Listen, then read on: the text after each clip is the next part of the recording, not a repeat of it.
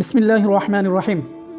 আজকে আমাদের আলোচ্য বিষয় হলো মানবতাবাদীরা মানবতার নামে নব্য একটি কুফরি ধর্ম আবিষ্কার করেছে। মানবতাবাদীদের ধোঁকাপূর্ণ কিছু বাহ্যিক সুন্দর স্লোগান এবং আমাদের কিছু কথা। তাদের ধোঁকাপূর্ণ একটি স্লোগানের মধ্যে একটি হলো, দুর্যোগের দিনে ধর্ম টানবেন না, মনুষ্যত্ব বিকাশ করুন, বন্যায় দেশ ও দেশের মানুষ ভাসছে, ধর্ম নয়।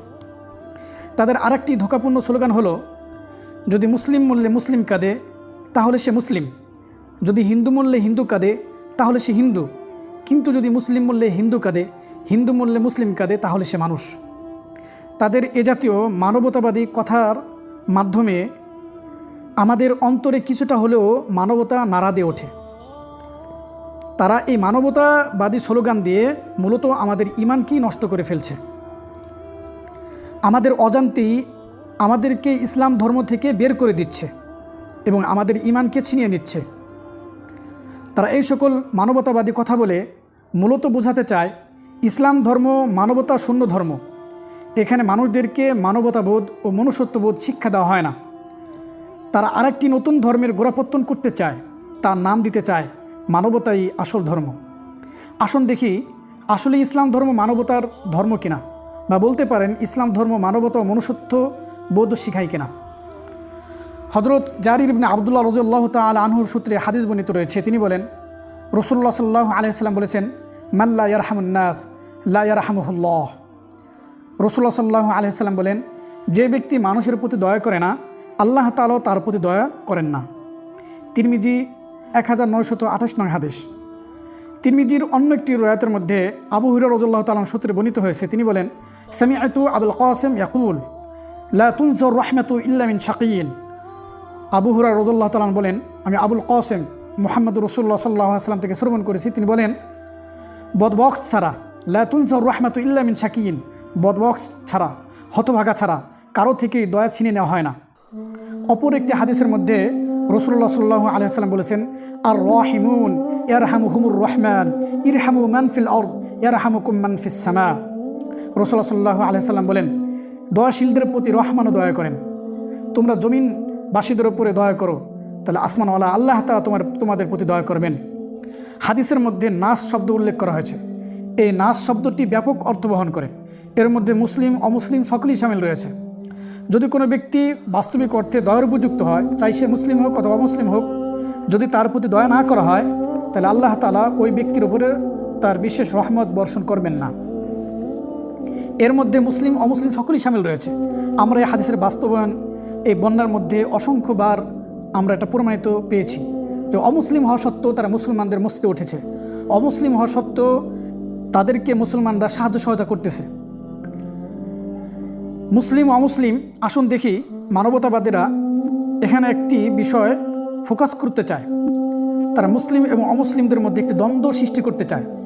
তারা মুসলিম এবং অমুসলিম দুটি শব্দ এনে মানবতাবাদীরা বোঝাতে চায় যে ইসলাম ধর্মে অমুসলিমদের সহাবস্থান ও তাদের ন্যায্য অধিকার এবং তাদের প্রতি দয়া করার কোনো স্থান নাই। অথচ ইসলামই এমন একটি ধর্ম যেই ধর্ম মুসলিম অমুসলিমদের সহাবস্থানকে শিখিয়েছে, তাদের প্রতি দয়া করাকে শিখিয়েছে, তাদের প্রতিবেশীদের হকের কথা বলেছে।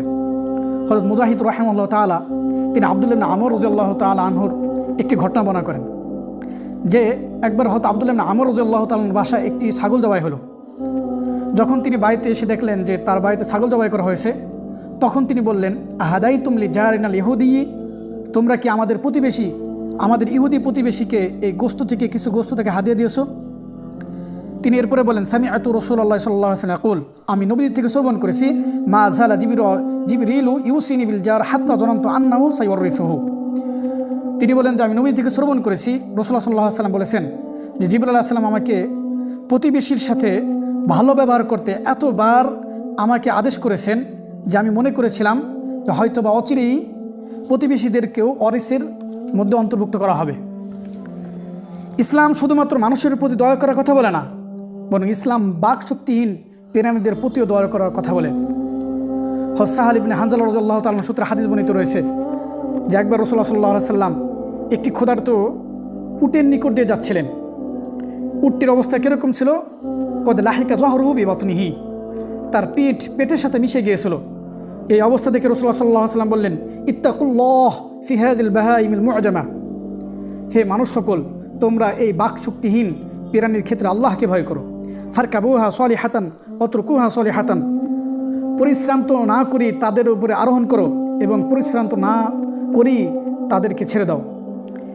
ইসলামী এই কথা শিখিয়েছে যে তোমরা দাসীদের সাথে উত্তম আচরণ করো, যদি না করো তাহলে তোমার জাহান্নামী হবে। হাদিসের মধ্যে নবীজি বলেন, লা ইয়াদখুলুল জান্নাতা সাইয়ুল মালাকাতি, দাসীদের সাথে খারাপ আচরণকারী ব্যক্তি জান্নাতে প্রবেশ করবে না। অথচ ইতিপূর্বে ইসলাম আসার পূর্বে দাসীদের সাথে মানুষ জানোয়ারের চেয়েও অন্য প্রাণীর চেয়েও আরও বেশি নিকৃষ্ট আচরণ করত। অথচ ইসলামী দাসীদের পরিপূর্ণ অধিকার দিয়েছে। এমন অনেক দৃষ্টান্ত রয়েছে যার দ্বারা প্রতিমান হয় ইসলাম মানুষকে মানবিক হতে শিখিয়েছে। সুতরাং হে ভণ্ড মানবতাবাদীরা, শুনে রাখো, তোমাদের থেকে আমাদের মানবতা শিখতে হবে না, বরং তোমরা যে নব্য মানবতাবাদী কুফরি ধর্ম গ্রহণ করেছো এবং তা প্রচার করেছো তা ছেড়ে ইসলাম ধর্মের দিকে ফিরে আসো।